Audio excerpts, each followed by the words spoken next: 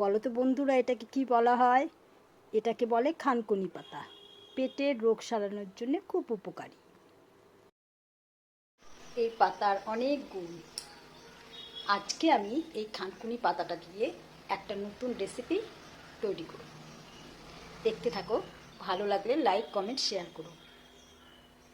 প্রথমে বাজার থেকে আনা খানকুনি পাতাগুলোকে খুব ভালো করে 2-3 বার ধুয়ে নেব। তারপর ছোট্ট ছোট্ট করে কেটে নেব। সাথে কেটে নেব একটা কাঁচা লঙ্কা আর পেঁয়াজ কুচি।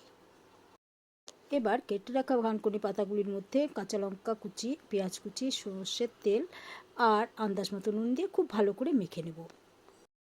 আপনারা চাইলে পাতাগুলোকে বেটেও নিতে পারেন, আমি অবশ্য বাটিনি, কেটেই নিয়েছিলাম। গরম ভাতের সঙ্গে পরিবেশন করব। সত্যি বলছি, অসাধারণ লাগে খেতে, খুব উপকারীও।